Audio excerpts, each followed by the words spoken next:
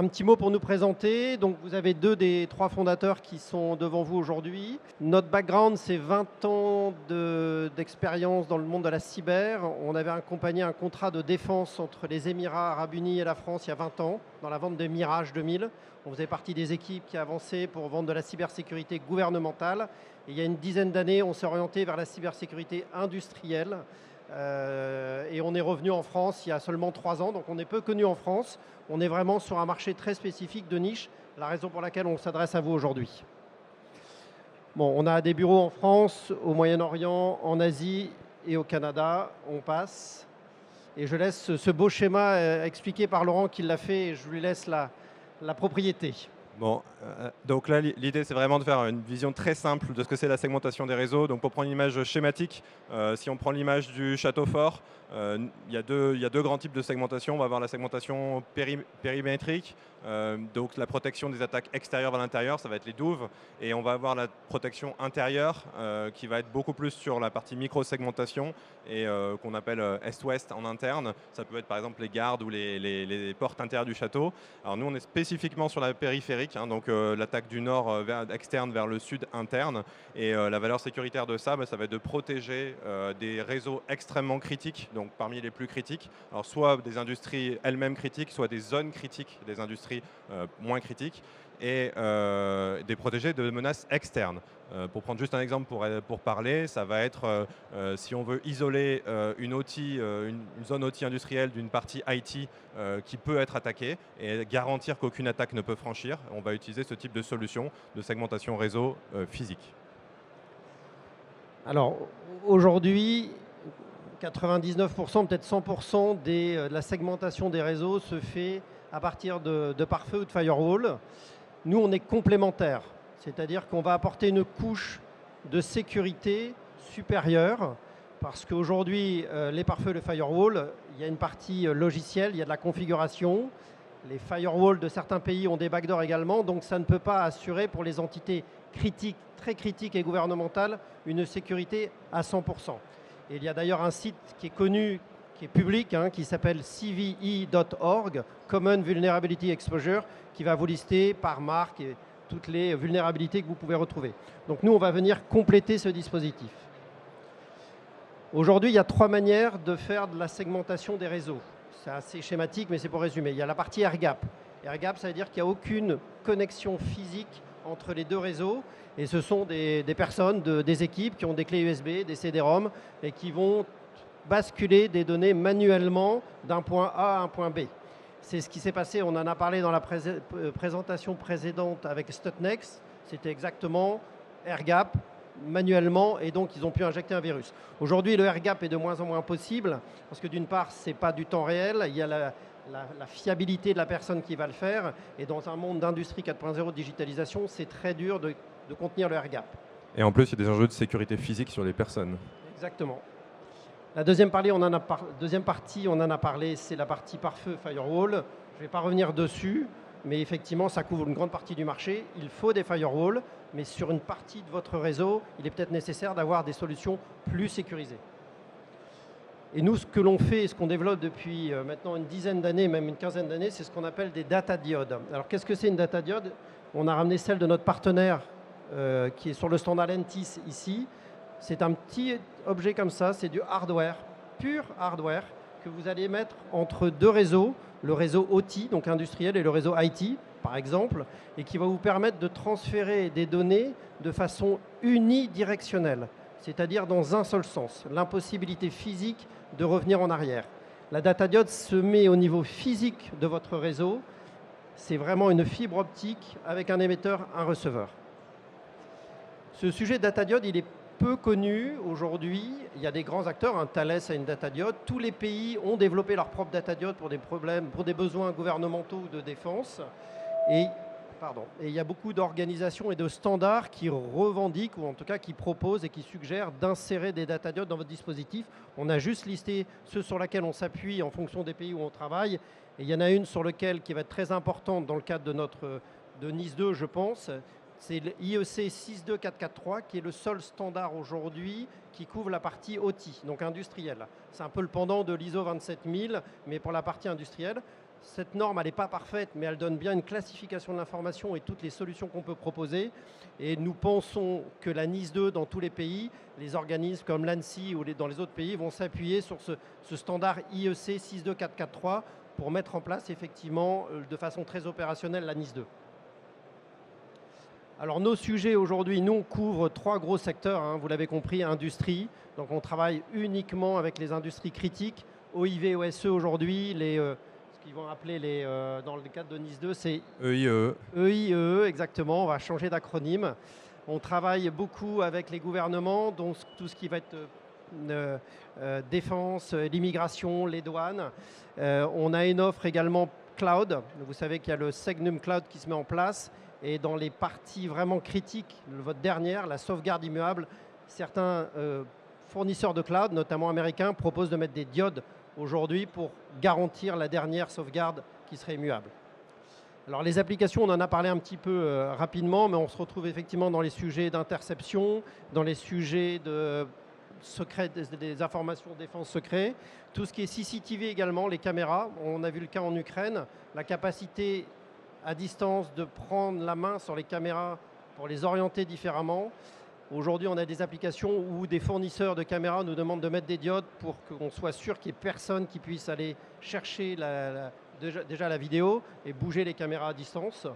Et on a des applications très industrielles pour le transfert des données OT, IT. Et aujourd'hui, on a une capacité, mais Laurent en parlera, de couvrir beaucoup de protocoles industriels. C'est vraiment l'enjeu aujourd'hui de l'usage de la data diode. Ça supporte un seul protocole. Donc dans les environnements industriels, vous avez des SCADA, des historians, des bases de données. Il faut des guichets. Et ce qu'on va expliquer juste après. C'est d'ailleurs un point recommandé par plusieurs acteurs qu'on appelle MES, hein, les Manufacturing Execution System. Très publiquement, ils annoncent qu'effectivement, il est important d'avoir des segmentations réseau et des discussions one-way, unidirectionnelles, entre le système MES implémenté dans l'industrie critique et le monde extérieur.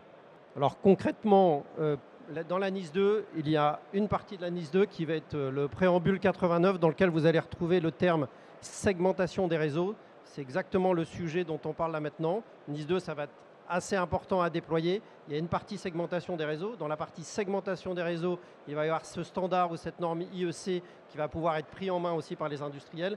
Et c'est ce sur quoi on va s'appliquer. Donc dans le cadre de NIS 2 finalement et de cette implémentation, donc NIS 2 est assez générique. Nous, on donne généralement deux grands conseils. Et c'est ce qu'on vous délivre aujourd'hui. Voilà. Le premier, c'est finalement d'utiliser NIS 2 comme une fenêtre d'opportunité pour les industriels qui ne seraient pas encore passés ou qui seraient qu'en réflexion sur l'implémentation d'une norme telle que ISA IEC 62443.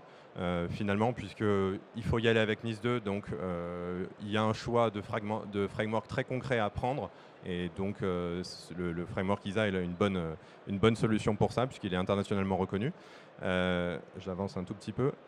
Donc ça permet déjà de se dire, dans cette démarche-là, j'ai un bras armé qui est ce framework. Et pour vous donner un exemple très concret, on a fait un mapping, on s'amusait à faire le mapping exact entre un article de la NIS 2 qui est le 21.2 et du coup l'usage de IEC 62443, donc tiré 2.1.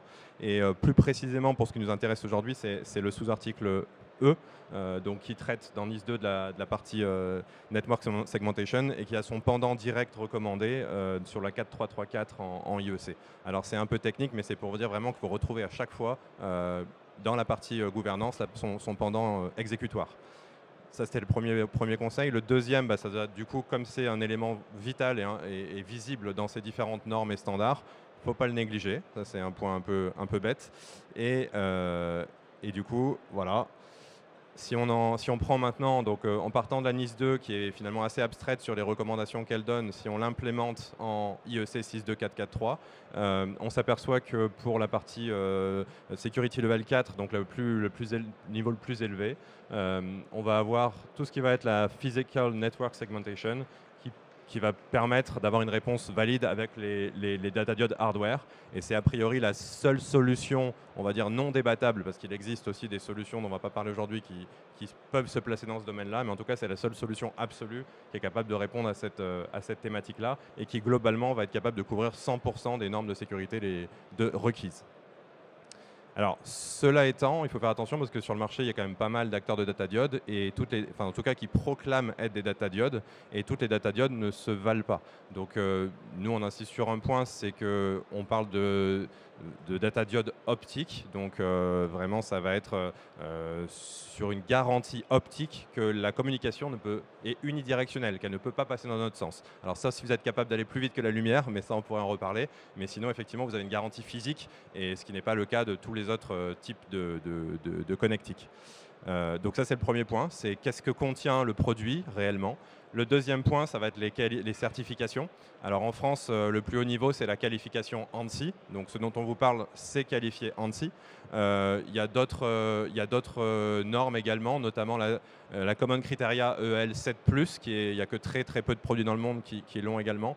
Donc c'est des types de normes qui vous donnent ce niveau de sécurité et ça vous permet de faire le tri entre ce qu'on appelle vraiment data diode et ce qui n'en est pas vraiment. Et le dernier point, c'est que quand on met ce type de solution en place, on l'a dit, c'est unidirectionnel. Qui dit unidirectionnel dit qu'il y a extrêmement peu de protocoles qui sont capables d'être supportés par défaut. En fait, il n'y a que UDP, pour parler un peu technique, et c'est extrêmement limitant pour tout un tas d'échanges de données industriels. Et c'est pour ça qu'il y a besoin de ce qu'on appelle des agents logiciels complémentaires qui ne viennent absolument pas modifier le contexte de sécurité, puisqu'ils sont eux-mêmes liés à ce que la data diode fait, c'est-à-dire la communication unidirectionnelle, mais qui viennent rajouter des capacités de communication sur des protocoles typiquement industriels comme Modbus et autres. Donc je passe parce que j'ai évoqué justement les challenges de data diode, c'est ce que je venais d'évoquer. Pour revenir rapidement donc, sur la IEC 62443, c'est une norme qui va mettre en avant deux types de choses, ce qu'on appelle les zones et les conduits. Alors vous l'avez compris, je pense, nous on s'occupe principalement de la partie conduit, c'est-à-dire le lien entre par exemple l'IT et l'OT. Et pour vous montrer un exemple, et je conclurai là-dessus, pour vous montrer un exemple d'une architecture industrielle.